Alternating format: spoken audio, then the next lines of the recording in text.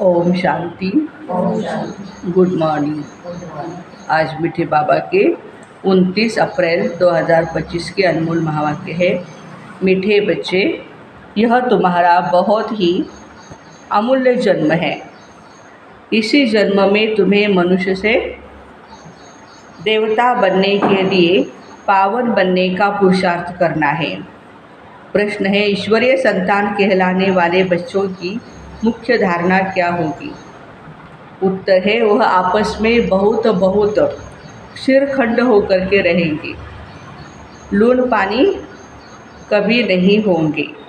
जो भी देह अभिमानी मनुष्य है वह उल्टा सुल्टा बोलते हैं, वो निशानी बाबा बता रहे हैं, और लड़ते झगड़ते रहते हैं।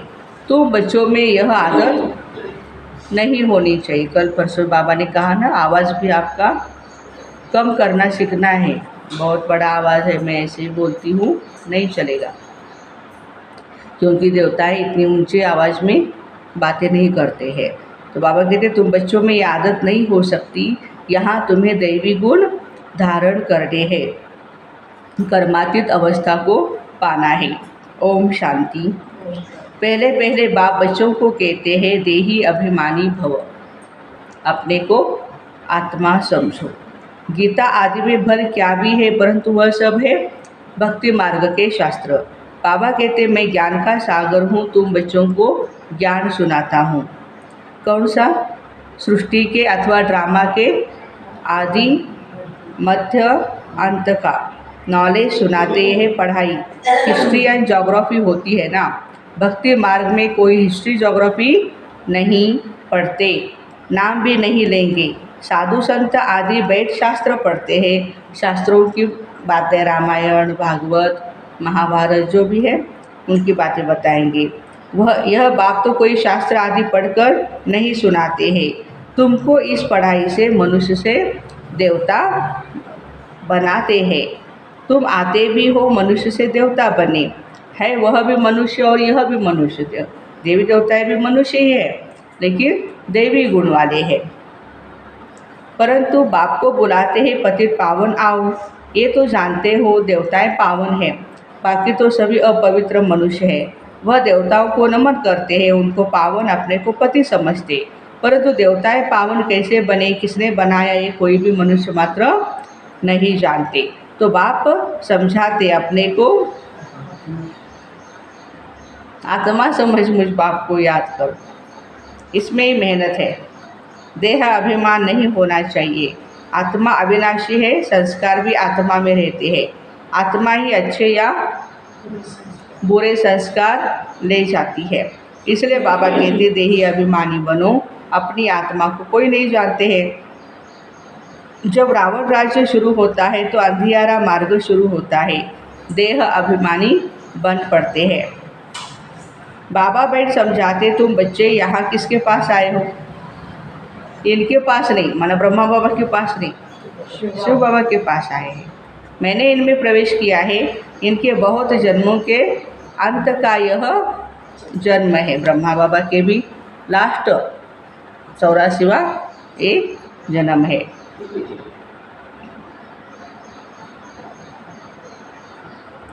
तो बाबा कहते कि बहुत जन्म कौन से हैं वह भी बताया। आधा कल्प है पवित्र जन्म, आधा कल्प है पतित जन्म। ये भी पतित हो गया। ब्रह्मा अपने को देवता या ईश्वर नहीं कहते हैं। ब्रह्मा देवता या ईश्वर नहीं है तो कौन है?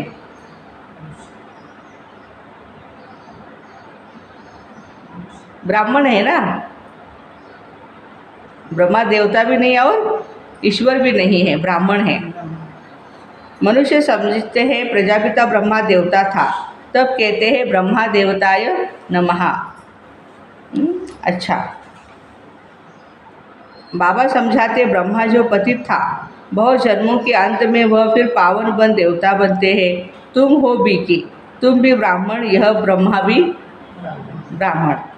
इनको देवता कौन कहता है? ब्रह्मा को ब्राह्मण कहा जाता, न कि देवता। ये राज बाबा क्लियर कर समझाते हैं हम बच्चों को।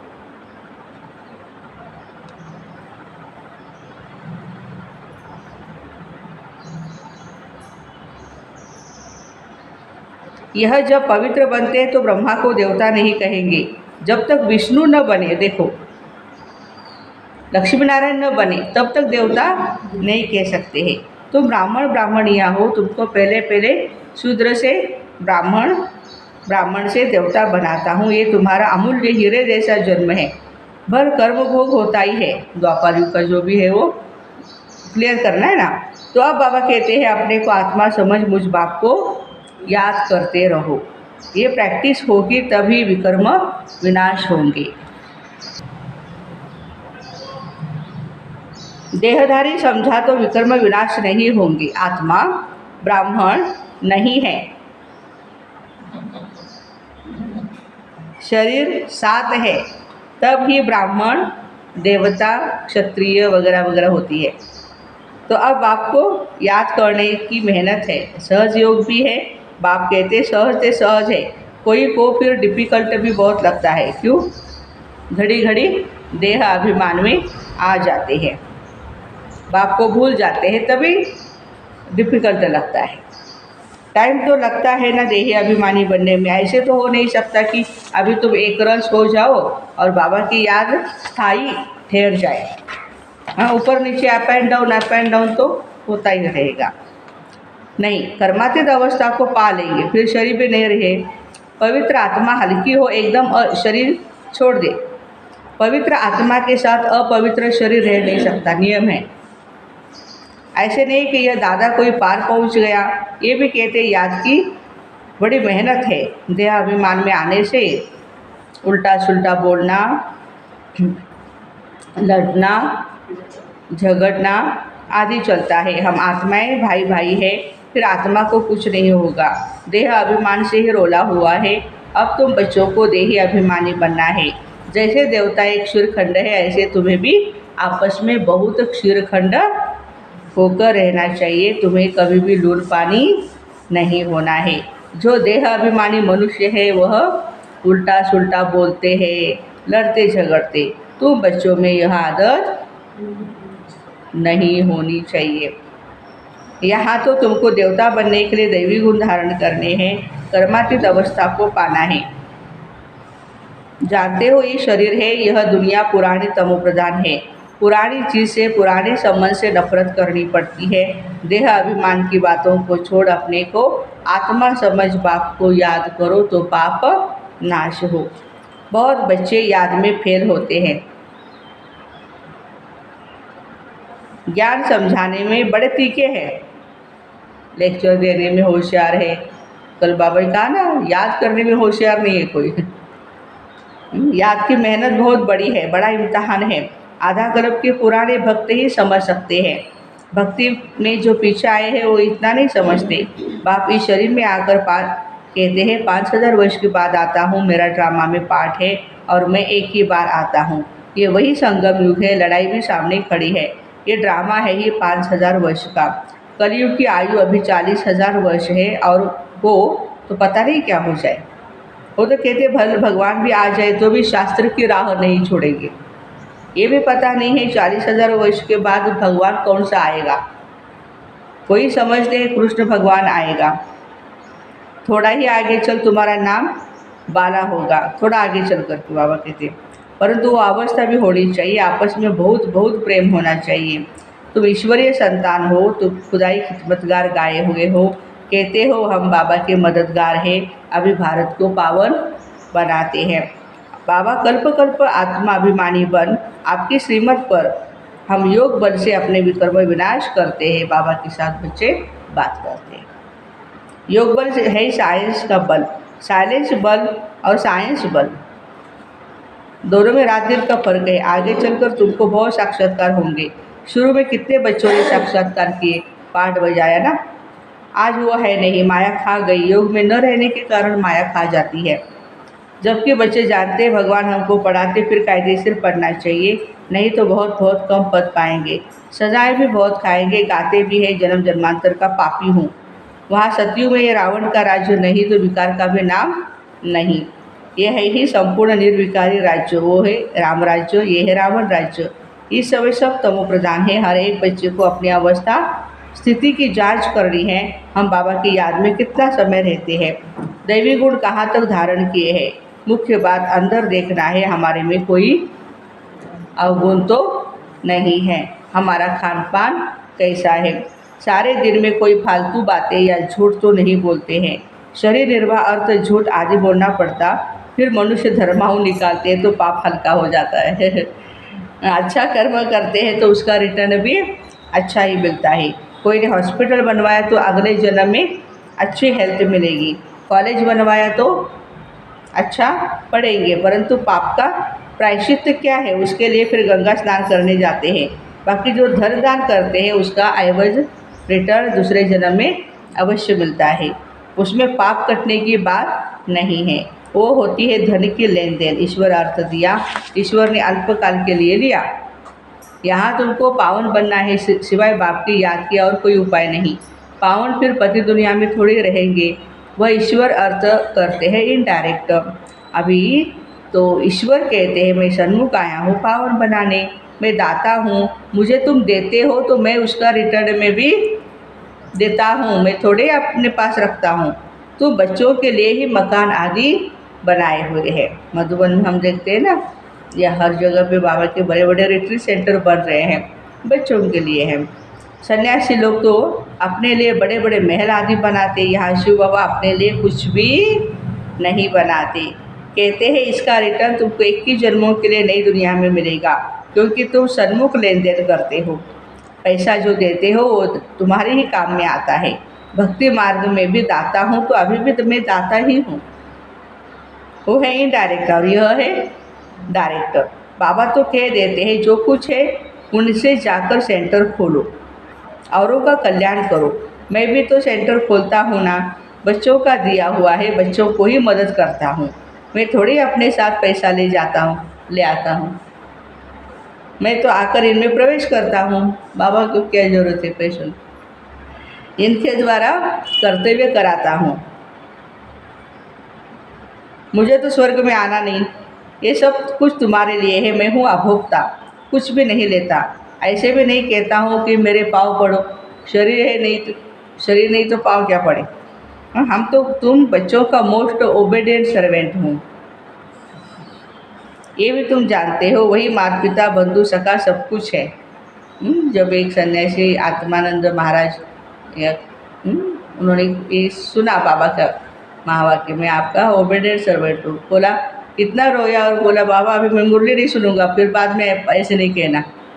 हाँ, आप तो हमारे बाप है, बाबा है, इतने सालों के बाद हमें आके मिले हैं, जन्म जन्म भक्ति के फल दे रहे हैं। तो बाबा कहते कि हाँ मैं ही तुम्हारा सब कुछ हूँ, सो भी निराकार है। तुम कोई गुरु को कभी त्वमेव माताश्च पिता त्वमेव कहेंगे? नहीं कहेंगे। गुरु को गुरु, टीचर को टीचर, बाप को बाप ही कहेंगे। इनको माता पिता कहते हो। बाबा कहते मैं कल्प कल्प एक ही बार आता हूँ, तुम ही 12 मास बाद जयंती मनाते, परंतु शिव बाबा कब आया क्या किया इसको पता नहीं। ब्रह्मा विष्णु शंकर के भी ऑक्यूपेशन का पता नहीं, क्योंकि ऊपर में शिव का चित्र उड़ा दिया। नहीं तो शिव बाबा करण करावनहार है, ब्रह्मा द्वारा कराते, ये भी तो बच्चे जानते हो। कैसे आकर प्रवेश कर और करके दिखाते, गोया खुद कहते तुम भी ऐसे करो। एक तो अच्छी रीति पढ़ाई पढ़ो, दूसरा बाबा को याद करो, तीसरा दैवी गुण धारण करो। जैसे इनकी आत्मा कहती है, ये भी कहते हैं मैं बाबा को याद करता हूँ। ब्रह्मा बाबा बोल रहे हैं, बाबा भी जैसे साथ है। तुम्हारी बुद्धि में हम नई दुनिया के मालिक बनने वाले हैं, तो चाल चलन खान पान आदि सब बदलना है, विकारों को छोड़ना है। सुधरना तो यहाँ है ना, जैसे जैसे सुधरेंगे फिर शरीर छोड़ देंगे तो उच्च कुल में जन्म लेंगे। नंबरवार कुल के होते हैं, यहाँ भी बहुत अच्छे अच्छे कुल के होते हैं। 4-5 भाई भी आपस में इकट्ठे रहते हैं, कोई भी झगड़ा आदि नहीं होता। अभी तुम बच्चे जानते हो हम अमर लोक में जाते हैं जहाँ काल नहीं खाता, डर की कोई बात नहीं। यहाँ तो दिन प्रतिदिन डर पड़ता ही जाएगा, बाहर निकल नहीं सकते। यह भी जानते हैं यह पढ़ाई कोटों में कोई ही पढ़ेंगे, कोई तो अच्छे से समझते लिखते भी है, बहुत अच्छा है। ऐसे बच्चे भी आएंगे जरूर। राजधानी तो स्थापन होनी है, बाकी थोड़ा टाइम बचा है। बाप उन पुरुषार्थी बच्चों की बहुत महिमा करते हैं जो याद की यात्रा में तीखी दौड़ी लगाने वाले हैं। मुख्य है ही याद की बात। इसमें पुराने हिसाब किताब चुकतू करने हैं। कोई कोई बच्चे बाबा को लिखते हैं, बाबा हम तो इतने घंटे रोज याद करता हूँ। तो बाबा समझते, हाँ ये बहुत अच्छा पुरुषार्थी है। पुरुषार्थ तो करना है ना, इसलिए बाबा कहते हैं आपस में कभी भी लड़ना झगड़ना नहीं है। ये तो जानवरों का काम है, लड़ना झगड़ना ये देहाभिमान है। बाप का नाम बदनाम करते, बाप के लिए कहा जाता है सतगुरु का निंदक ठहर न पाए। साधुओं ने फिर के अपने लिए कह दिया तो माताएं उनसे भी बहुत डरती है, कोई श्राप न मिल जाए। अभी तुम जानते हो हम मनुष्य से देवता बनते हैं, सच्ची सच्ची अमर कथा सुनते हैं। कहते हो हम इस पाठशाला में आते हैं श्री लक्ष्मी नारायण का पद पाने के लिए। कहाँ ऐसे कहते नहीं। अभी हम जाते अपने घर। इसमें याद का पुरुषार्थ ही मुख्य है। आधा कल्प याद नहीं किया है, अब एक जन्म में तो याद यथार्थ याद है ना। ये यह है ही मेहनत। याद करना है, देवी को धारण करने हैं। कोई भी पाप कर्म किया तो 100 गुना दंड पड़ेगा। पुरुषार्थ करना है, अपनी उन्नति करनी है। आत्माई शरीर द्वारा बैरिस्टर सर्जन आदि बनती है। ये लक्ष्मी नारायण पद तो बहुत ऊंचा है। आगे चल तुमको साक्षात्कार बहुत होंगे। तुम हो सर्वोत्तम ब्राह्मण, कुलभूषण, स्वदर्शन, चक्रधारी। कल्प पहले भी ये ज्ञान तुमको सुनाया था, फिर तुमको सुनाते हैं। सुनकर तुम ऊंच पद पाते हो, फिर यह ज्ञान प्रायः लोप हो जाएगा। बाकी ये शास्त्र आदि सब भक्ति मार्ग के हैं। अच्छा, मीठे मीठे सिकिलदे बच्चों प्रति माता पिता बाप दादा का याद प्यार और गुड मॉर्निंग। रूहानी बाप की रूहानी बच्चों को नमस्ते। हम रूहानी बच्चों की रूहानी माता पिता बाप दादा को याद प्यार, गुड मॉर्निंग और नमस्ते। वाह बाबा वाह, शुक्रिया बाबा शुक्रिया। धारणा के लिए मुख्य सार है, अंदर अपनी जांच करनी है। हम बाबा की याद में कितना समय रहते हैं, दैवी गुण कहाँ तक धारण किए हैं, हमारे में कोई अवगुण तो नहीं। हमारा खान पान चाल चलन बहुत ही रॉयल हो, फालतू बातें तो नहीं करते, झूठ तो नहीं बोलते। याद का चार्ट बढ़ाने के लिए अभ्यास करना है। हम सब आत्माएं भाई भाई है। देह अभिमान से दूर रहना है, अपनी एकरस स्थिति जमानी है। इसके लिए टाइम देना है। वरदान 5 तत्व और 5 विकारों को अपना सेवाधारी बनाने वाले मायाजीत स्वराज्य अधिकारी भव। जैसे सतयुग में विश्व महाराजा व विश्व महारानी की राजाई ड्रेस को पीछे से दास दासियाँ उठाते हैं, ऐसे संगम युग पर आप बच्चे जब मायाजीत स्वराज्य अधिकारी बन टाइटल रूपी ड्रेस से सजे सजाए रहेंगे तो ये 5 तत्व 5 विकार आपकी ड्रेस को पीछे से उठाएंगे, अर्थात अधीर होकर के चलेंगे। इसके लिए दृढ़ संकल्प की बेल्ट से टाइटल्स की ड्रेस को टाइट करो। जो भी हमें सम्मान मिले हैं उनका अभ्यास करें। भिन्न भिन्न ड्रेस और श्रृंगार के सेट से सज धज कर बाबा के साथ रहो तो यह विकार व तत्व परिवर्तन हो सहयोगी सेवाधारी हो जाएंगे। स्लोगन, जिन गुण व शक्तियों का वर्णन करते हो उनके अनुभव में खो जाओ। अनुभव ही सबसे बड़ी अथॉरिटी है। अव्यक्त इशारे कंबाइंड रूप की स्मृति से सदा विजयी बनो। स्वयं को बाप के साथ कंबाइंड समझने से विनाशी साथी बनाने का संकल्प समाप्त हो जाएगा, क्योंकि सर्वशक्तिवान साथी है। जैसे सूर्य के आगे अंधकार ठहर नहीं सकता, वैसे सर्वशक्तिवान के आगे माया का कोई भी व्यर्थ संकल्प ठहर नहीं सकता। कोई भी दुश्मन वार करने के पहले अकेला बनाता है। इसलिए बाबा कहते कभी भी अकेले नहीं बनो। तो ऐसे 5 तत्व और 5 विकारों को अपना सेवाधारी बनाने वाले मायाजीत स्वराज्य अधिकारी भाई बहनों को ओम शांति। Have a nice day.